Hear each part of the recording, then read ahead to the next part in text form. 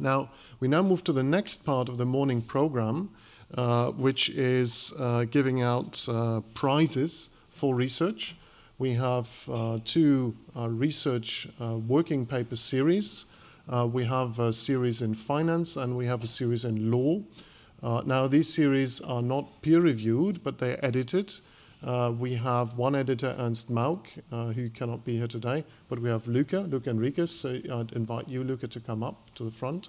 Luca edits the law series. So we give out these two prizes. The editors have a committee, actually, around them. They look at the papers that appeared in the last year in the series, and then they pick the paper that they like best. And we have two sponsors. We have Aberdeen Standard Investments with Mike Everett, who's also here today. So I'd like to invite you, Mike, to come up to the front. Mike's going to give out in a second the Aberdeen Standard Finance Prize. And then we have Alan and Overy, who are also here today, who are going to give out the Law Prize. So I'd like to invite you to come up as well.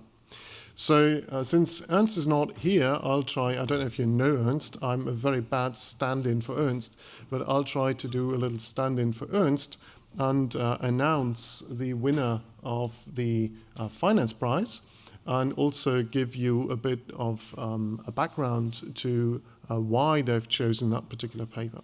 So the winning paper is called "Why Do Boards Exist?" ? Governance Design in the Absence of Corporate Law. And that's not a law paper, it's a finance paper. If you think back to the dinner speech we had last night from Eckhard Cordis, he sort of had views on boards, whether there should be co-determination or not, etc. But this paper asks an even more fundamental question: do we need boards at all as a delegated power from the shareholders? Now, you can't really test this today because in all jurisdictions we know about, boards are mandated creatures. I mean, you have them, so you can't really, as Antoinette said, the counterfactual is just not there. You can't test what would happen if you didn't have a board because they're mandated. So these researchers, what did they do? They went back in time and they looked at a period where people could set up corporations with limited liability, but there was no obligation to have a board. And what happened? Now, the prize, so first of all, it's a super interesting question, and that's one reason why they chose this paper. Secondly, the editors also wanted to honor the fact that all the data in this paper was hand-collected, so it was a lot of work. And they also wanted to send a signal to other researchers saying, well, look, if we want to find out about things, go and have a look why institutions we take for granted today, how they actually came about. So, study why we have the institutions that we have today. So I thought these were three really good reasons why they chose this paper. Now, you still don't know who the winners are. So the winners are, first of all, our esteemed colleague Mike Burkhardt, who's now at the London School of Economics. And we have Charlotte Oostergaard, who is at BI. Now, those two cannot be here today, but we have Salvatore Miglietta, who is here today, I hope. Where is he? So I invite Salvatore to come up and receive the prize from Mike Everett, who will also say a few words of why he thought it was a good paper or not.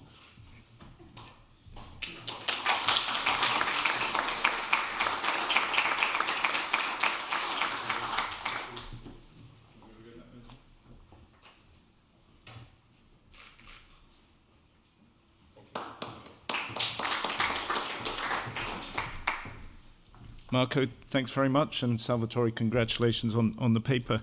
At Standard Life Investments, we've been involved in this event for, I think, about 10 years. Guy, I asked earlier on whether he knew when he started this, but we think it's at least 10 years ago. And I know that I have done 3 of these presentations and missed one, so I know that there's 4 years that I've been involved. And now as Aberdeen Standard Investments, we're a merged company and we continue to want to support going forward.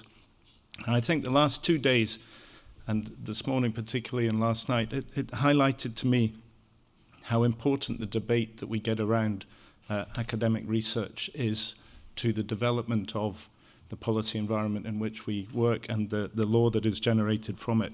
And I think those debates we need to continue to be involved in as practitioners and continue to engage with you as academics in developing your research as we go forward. And I congratulate the ECGI on the continuing arrangement of these, particularly under the leadership of Marco, or perhaps the leadership of Elaine, in fact. I'm not sure which way around that goes. And also Vanessa, who's been very instrumental in helping me be here as well. So congratulations on that. David, I should probably mention you, but you only come every so often to present these things.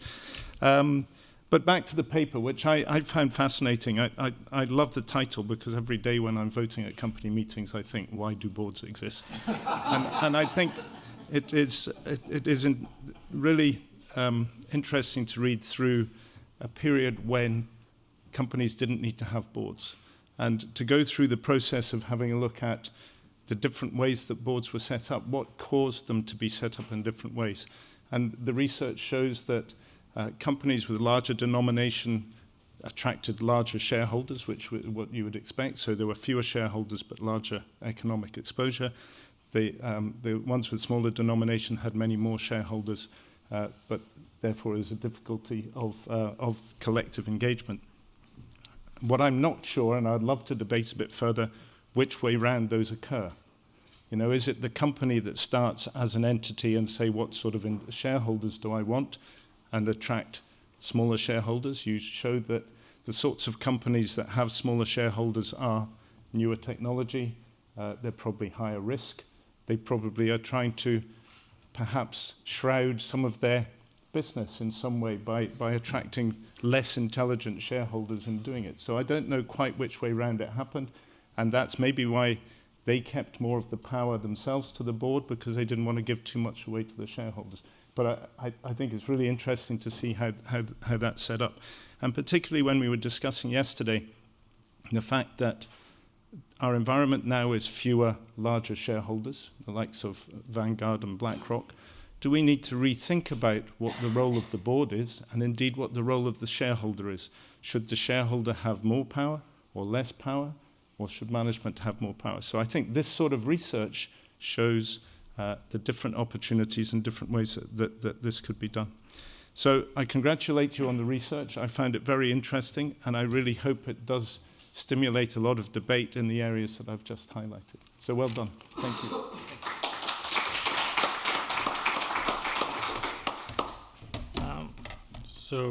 Well, first of all, I want to thank ECGI, the editors, and Aberdeen Standard, of course, for sponsoring the prize. We are extremely happy, excited, and honored to have received this prize, also considering the high level of the research in the ECGI working paper series. And maybe on a more personal level, we're also happy and motivated and encouraged to follow this research avenue, because as you were pointing out, it's extremely expensive in terms of time and resources to detect, collect, organize, and analyze this type of handpicked data. So thank you, it's really motivating.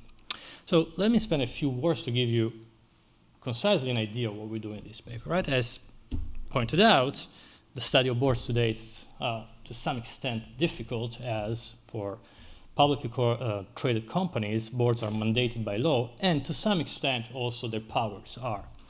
So we look at this historical setting, which is Norway between the 19th and the 20th century, when there was no corporate law, yet we had strong contract law. So the establishment of a board and the powers given to the board were left to the free private contracting between the owners. In this setting, so what we did is to go out and collect the statutes of 85 publicly traded companies, and we tackled two questions. Well, the first one is the most natural one. It's when do we have boards? Under what circumstance a board arises? Now, this is actually what I'm going to tell you. It's a new addition to the paper, which is not in the current version online, but it will be in the next revision, which we believe is a significant improvement, and a little bit addresses your questions before. So we managed to almost literally dig out the ownership structure of 17 firms. And what we notice is that board arises when large shareholders coexist with a large base of small and plausibly uninformed shareholders. So the board appears to be, the board's in relationship with this small and uninformed shareholder, the point that you were just raising, appears to be actually there to protect their interests. So now one could say, well, but if I have large shareholders, they can control the general shareholder meeting. Well, they can control the appointment of the members of the boards. This is also why what we observe is that whenever we have a board, this is accompanied also with an additional instrument to protect minority shareholder interests, which is vote capping. Vote capping actually gives a small shareholder a disproportionate voting power compared to the cash flow rights, which grants a strong representation and therefore protection of the interests within the board. And by the way, if you believe in agencies stories like the classical Jensen Meckling cost of outside equity, also the large shareholders are happy for that because it maximizes the value of their equity holdings. Now, once we answered, or we tackled this question, answer is probably too ambitious, but once we tackle this question, the second question we try to address is what are the roles of the board once instituted? Now, owners here are free not only to create the boards, but also to endow them with power or not. So by observing what powers are given to the boards, what powers are not given to the board, we infer the role intended for the board by the owners from an optimal ex-ante perspective. Of course, the first role we find is what everybody has in mind, is monitoring the manager, right?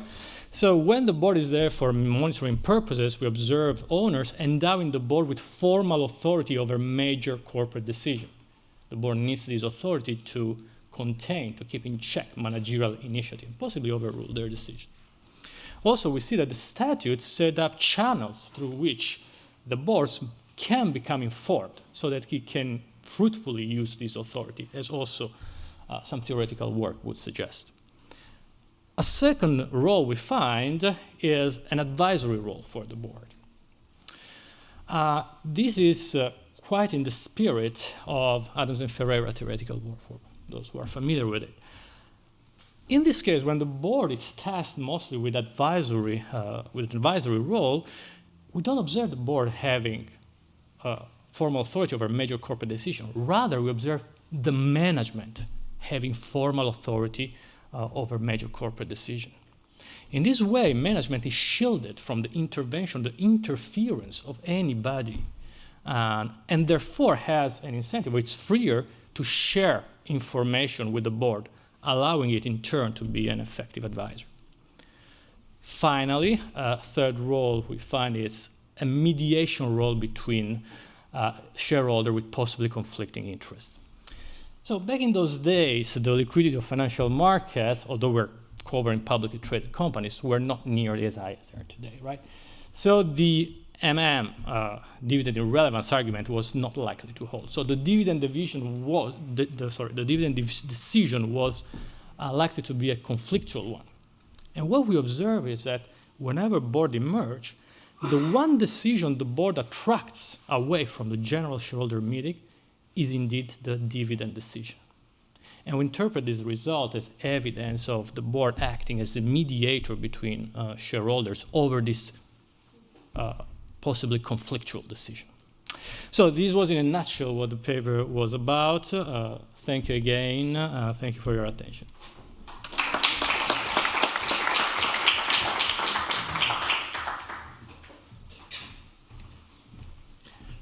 Good afternoon.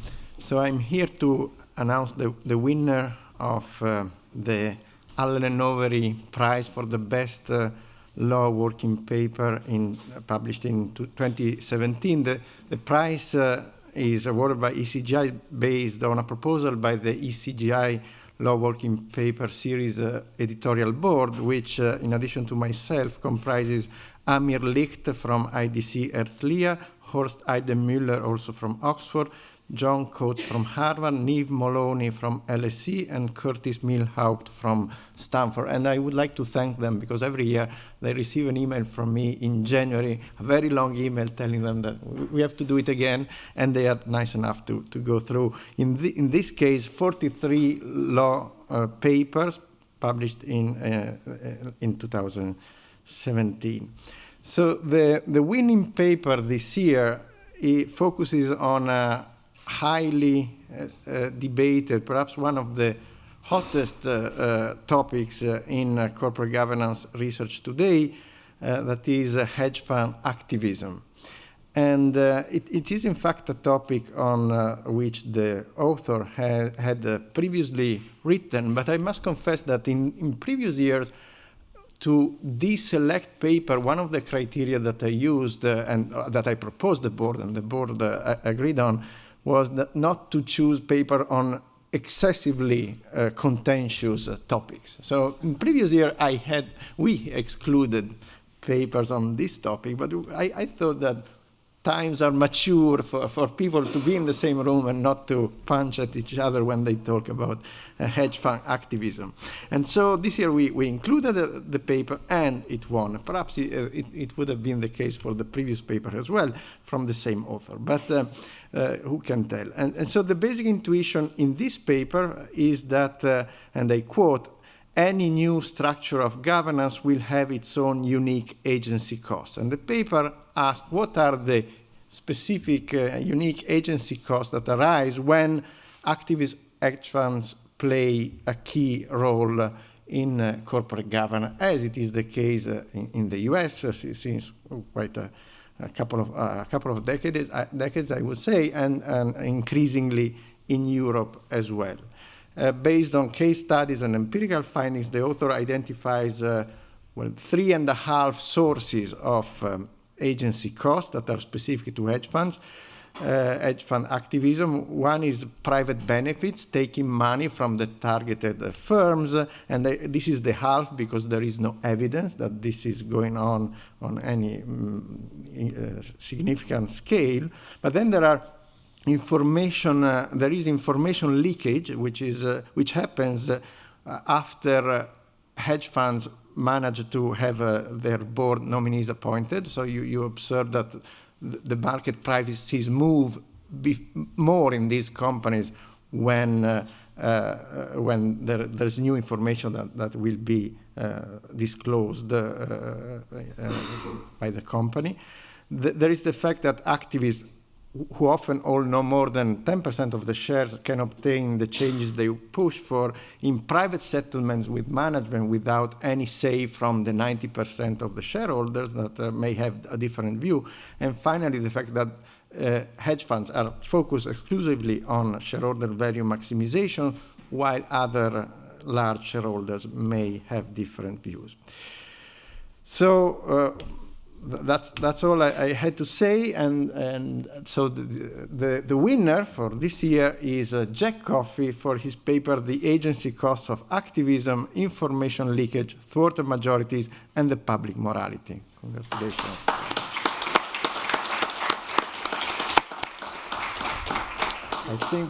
Very much.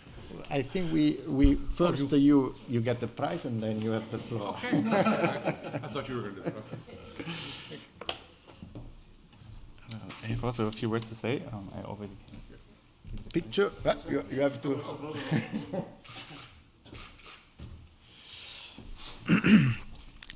And Aubrey is honored to be part of this prize-giving ceremony and truly delighted for the opportunity to congratulate Professor Coffey for his paper. It is a privilege for us to support the ECGI, to build bridges between the academia and the practice, because it's very important to interact with each other and to challenge each other, and consequently have fruitful debates. The prize recognizes an exceptional performance in academia, the significant contribution to critical thinking about corporate governance issues of today. Particularly this paper is fascinating because it gives a better understanding from the academic world and the impact of corporate governance for the companies we are advising on. The topic of hedge fund activism was well researched, and it was intellectually stimulating to read your article and more about you by yourself. And thank you very much. Thank you.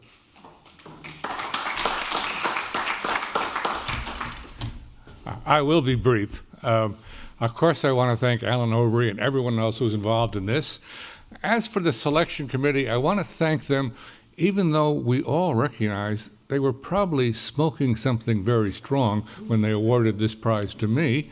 As to them, I will say, keep on puffing, guys, and next year you may really startle us even more. Okay.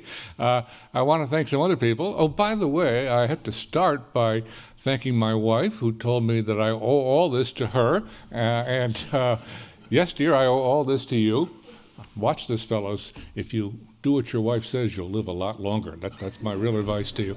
Okay. Now, since I guess the style is to say a couple of words about what the paper says, but before I say that, let me make one personal statement. This award has been around for 15 or 20 years. It's been won by some very distinguished people and more humble, modest people like me, but I think there's one distinctive thing here. I think I'm the oldest person to have received this award. I made a quick and incomplete check, but I think that's right. And based on that, I have two quick comments.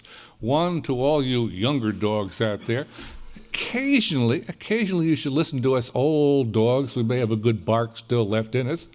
More importantly, to the old dogs like me, and I see a couple around the room that look like they're getting to be my level of an old dog, I would suggest to you, and here I'm going to terribly misphrase a much greater poet, do not go gently into that good night of retirement, but keep on barking, bark, bark against the dying of the light, as it were, and maybe, just maybe occasionally, the rest of the pack will listen to you if you get off a particularly good bark out of pure luck.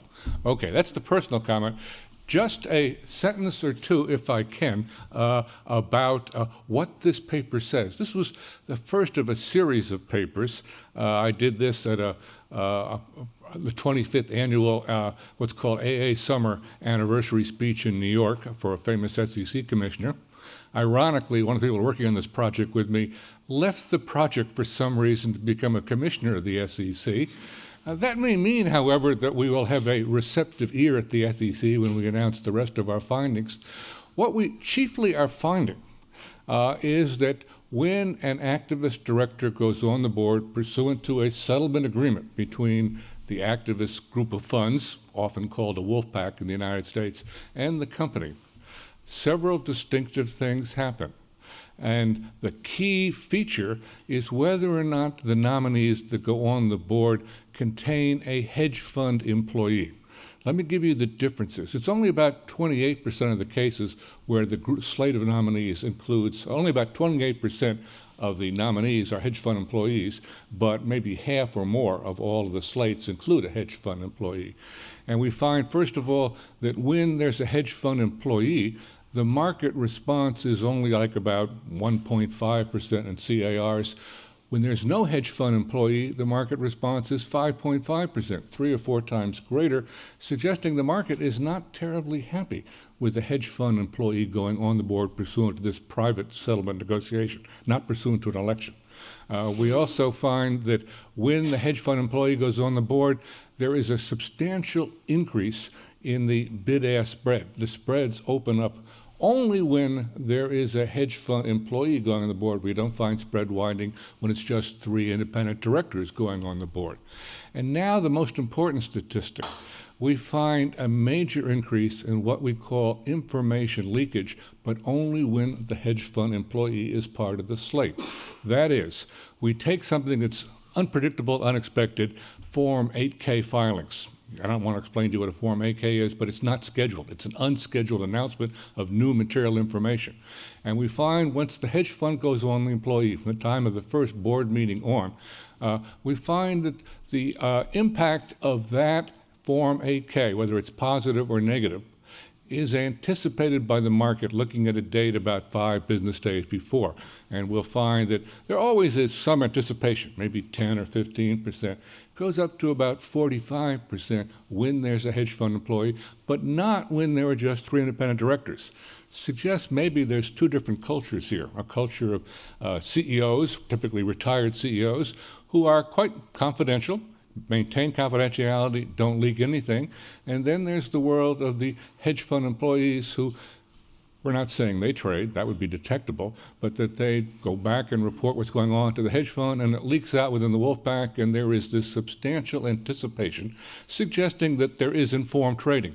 We do not make any conclusions about whether this is legal or illegal. That requires more facts, but we're looking at thousands of cases, and we're finding a substantial increase in informed trading.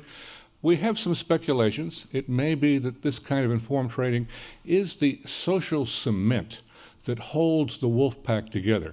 There would be little reason for the wolf pack to stay together after the original Form 13D filing, because there aren't many gains after that. But there would be if by staying as part of the wolf pack, you're getting an open door into what's going on, and that can be very valuable, particularly in a company that's under hedge fund pressure, because there are going to be some significant and possibly disruptive changes. I'm just indicating where this research goes. This is the first of several articles. The first of the really long quantitative articles is supposed to come out this fall in the Cornell Law Review, if we can all meet our deadlines and get it done. And then we're working this summer on still going the next step and trying to compare different hedge funds in terms of what kind of gains do they get when they announce their settlement, what kind of widening of bid-ask spread, and what kind of information leakage. We tend to find that most all of this trading is going on through the options market. And there is some prior research that suggests that options market trading is most valuable when you are trading on unscheduled announcements, and that's exactly what a Form 8-K is. So I'm giving you a quick overview, just a few of the details of this. We're not saying this proves hedge fund activism is good or bad.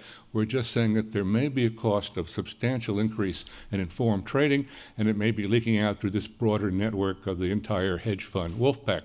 That's one of the, again, what I said originally is not that we're saying something is good or bad, but when you have a new structure of agents, by definition, you'll get a new structure of agency costs, and that's where our research is going. And I thank you all very much. Okay?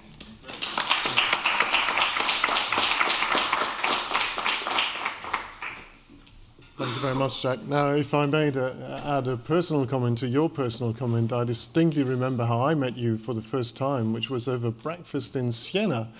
And you managed to explain the Centros ruling of the European Court to me in 4.5 minutes, and it was complete and accurate. And you haven't slowed down. So for some people, age is just irrelevant. So anyway.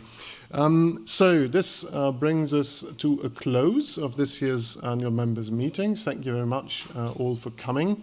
Now, we can't announce the location yet for next year, but we are in conversation with a distinguished university in Southern Europe. We hope to announce this very soon. We now have a light reception, and I thank you all very much for coming. Do check into ECGI Global and update your profiles.